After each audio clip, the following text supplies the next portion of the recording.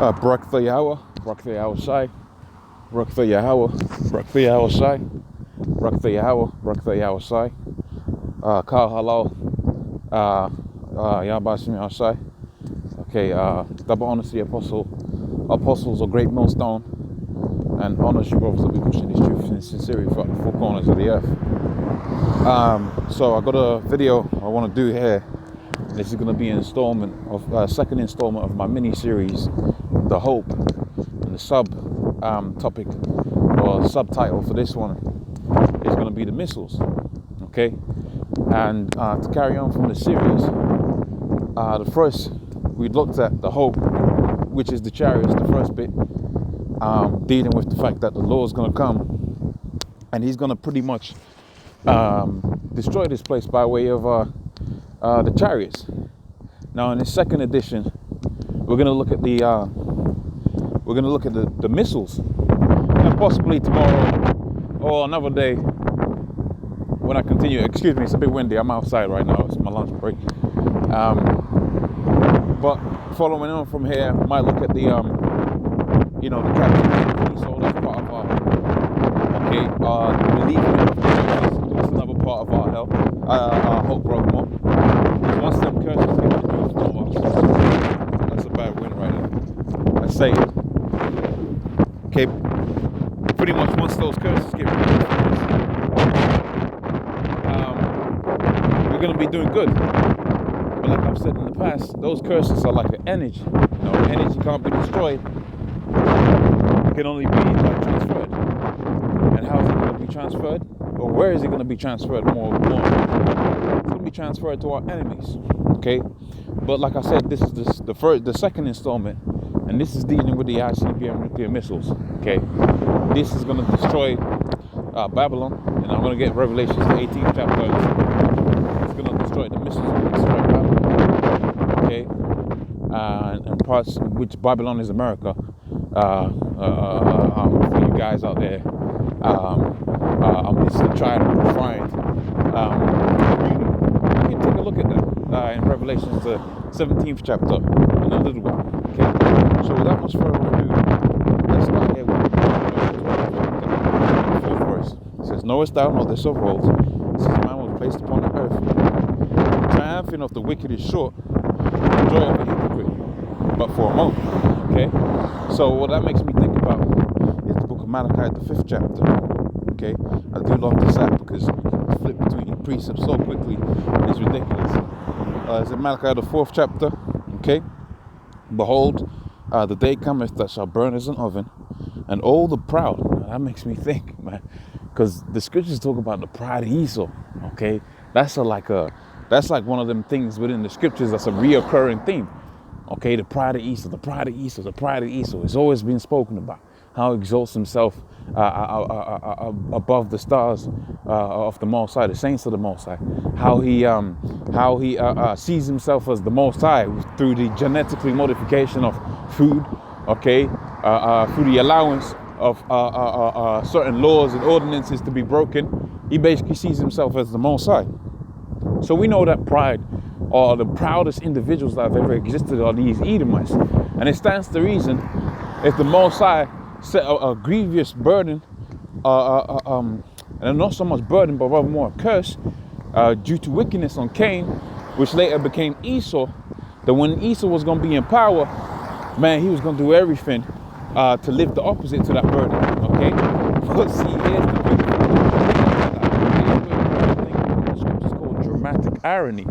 In trying to avert his mark, of which you see that mark when you look at these Edomites, okay, in a way of trying to get around of that mark, they've done nothing but fulfill the scriptures, man. Okay, they've done nothing but to fulfill the scriptures.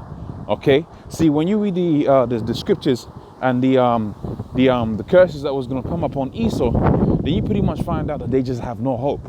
So in trying to create hope for themselves, they've done nothing but fulfill their own destiny. There's a great quote that was seen in a movie once, and it was saying, excuse me, I'm just gonna let the truck pass. Okay, it says, many only fulfill their destiny by trying to stop their destiny. which is a heck of a statement, because you might have a guy that really he's been allotted to be a prophet of the Lord, like Jonah, for instance, and he might want to not fulfill the law, not fulfill the duties that the Most High has put upon him, and all he will ever do is fulfill that. Okay, like Jonah got swallowed up by the fish, and where was he spat out? He was spat out right where he was supposed to be. Okay, cursing out the place that he was supposed to be. So the same thing goes for Esau. In trying to avert and trying to change his destiny, he's done nothing but secure it, which is a beautiful thing. There's a little slight of dramatic irony. So now let's carry on. It says this, and all that do wickedly shall be stubble. And that statement there, stubble, reminds me of the book of Obadiah. I'm trying to, let's go, it's about maybe the 12th verse. Okay, Obadiah. Let's go select. Okay, and maybe round about the 12th verse. No.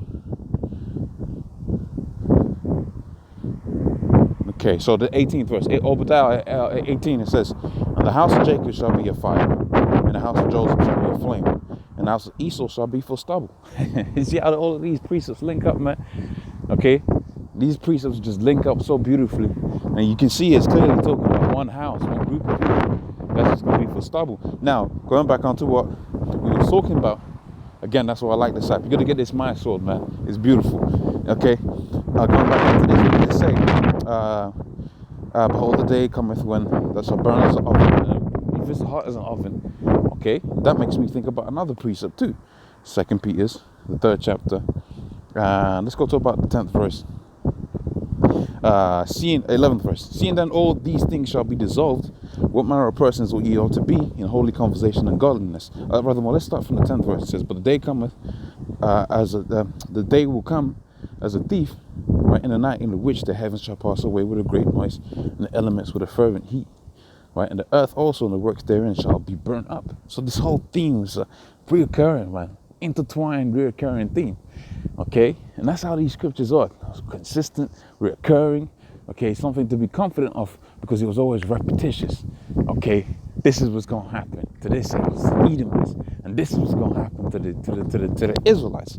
Okay, so back in Malachi, the 4th chapter, 1st verse. So we know what that oven's talking about now. It's from the book of 2 Peter, the 3rd chapter. Okay, and other scriptures. We know who the people of the stubble is. It's talking about the house of Esau. So we go back onto the book of Job, the 20th chapter. Okay, I told you, man, this app is the shit. Okay, flick of a button, you're back to where you was. Okay, back to this precept here in Job, the 20th chapter. We see that this triumphant of the wicked, it's talking about Esau, man. Okay, because when we work further down, okay, let's read it. I'm going to take snippets and then I'll go to the book of Revelations, the 18th chapter. But really, when you get down to the bottom of this, you see it's really talking about Esau, because that theme of those ICBM nuclear missiles, which maybe I'll go to the book of Joel, the 3rd chapter, if I get a chance to hit that marker. Then maybe we'll get to it. So it says here, so I'm going to take some snippets, but really the point is right down at the bottom. It says, so 4th verse, knowest thou not this of old, since man was placed upon the earth, that the triumphing of the wicked is short, and the joy of a hypocrite but for a moment. And why are they joyous? You go to the book of Psalms, the 83rd chapter, it tells you, let's go to it. Psalms, the 83rd chapter. Psalms 83 and the 2nd chapter. For lo, thy enemies make a tumult, they that hate thee have lifted up their head. Okay, so we know these people are rejoicing because they have what? They've got the Negroes, Hispanics, Native Americans in captivity right now. They're rejoicing, they're happy, man. Okay, all right, they've basically taken the name of Israel out of the earth and paid millions and millions of pounds to take this truth out of the world. And all they did was have it to where when that time came, the truth took fire, man. It ignited so many souls out there. Okay, so let's go to the 7th verse. And it says, yet he shall perish forever like his own dung. Right? And they that have seen him shall say, where is he? Okay, where are you, Esau? Okay, and he shall fly away as a dream, right? And shall not be found. Yea, shall be as the chase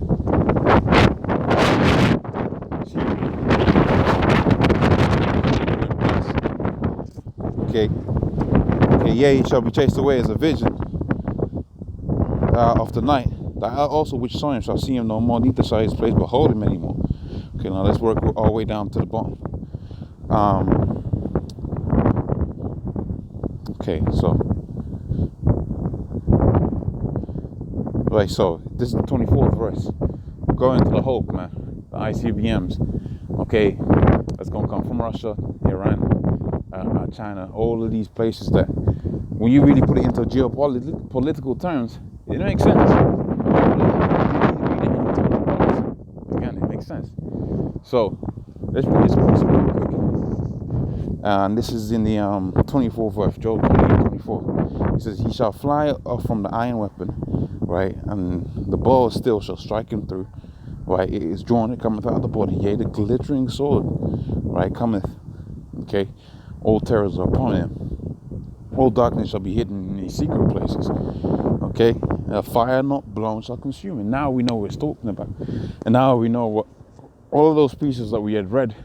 Now we know what they're talking about. Because what's this fire not blown, man? We need to go into the thermonuclear technology. I remember this was written thousands and thousands of years before they could strike a fire without not blowing it. Okay, this was written thousands and thousands of years ago, before they could even have a fire that's a consuming fire and not have to blow it. That is to say, when you go into the technology behind those ICBM nuclear missiles, this is was it endothermic reaction or something like that? Okay, basically how the heat is produced is outside of the what you know as the fire triangle. Okay, so oxygen, a fuel, and water. That's what you know as a fire triangle. Well, the ICBM nuclear missiles. Okay, the nuclear missiles, the way the heat is produced is outside of that fire triangle. Heat is produced by the energy released, what's known as a chain reaction from splitting them atoms, okay? Depending on whether you're using fusion or fission, okay? And pretty much what happens is you have a perpetual reaction that happens and just releases so much energy that you just have an explosion. But it's outside of that realms of fire, man. It's not a fire that you blow. And the scripture's writing about this way before they even came up with the technology, man. Okay, which is beautiful. It's beautiful. It's beautiful. Okay, but also what the scripture's talking about before it was written was the ascension of the house of Esau is where we die. Okay, them ruling the world. Okay, all right, and ultimately them being destroyed out of the earth, and that's part of our hope. Okay, part of our hope is that the house of Esau be burnt up with these ICBM nuclear missiles. And if you're of a right mind, that should bring up joy into your faces. Okay, that should make you smile. That should make you think, well, wow, the Lord has put this, really the enemy of the world. We ain't just talking about the enemy of the Israelites. This man is the enemy to life. Okay, he has destroyed and devoured everything. People think they when they go on holiday and see this, or see them places like Cuba, okay, the Mediterranean, that's living. Man, the whole earth was like that. Okay, America was a paradise before Esau went up in there and they destroyed it. Okay, check out places like in the Congo, okay, where they have diamonds and oil on these things. These places were paradises, man, before Esau would run up in there. Okay, the ocean was teeming with life, man. Okay, the highest habitable body that you have upon the face of the planet is actually the ocean. Okay, so you got more living organisms out there within the ocean, maybe like 10, 15 times more. I don't know what the number is, because you got what?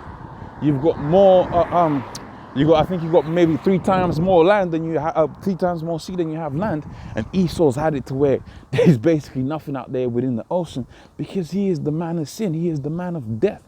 He is the man of sin that the scripture speaks about. And what is the wages of sin? It's death. And this is the death that we're reading about right here. And it's the death by way of the ICBM nuclear missiles, wherewith the Lord is going to put out the light of Esau, and he's going to put him out to the point and to the end that he shall be traced away as a vision of the night. Okay? So now let's, I like this precept here, the 27th verse. And then I go to Revelations, the 18th chapter. And then I call it quits on that. Okay, so just quickly hit this precept here, Job 20 and 27. the heavens shall reveal his iniquity, and the earth shall rise up against him. So when you look up into the sky, and this is quite nice because it links up beautifully, okay, with the book of Revelations, the 18th chapter, because the heavens revealing his iniquity is that when that judgment is placed upon Esau, okay, pretty much what you're going to see is you're going to see that nuclear fire from all throughout the four corners of the earth, man.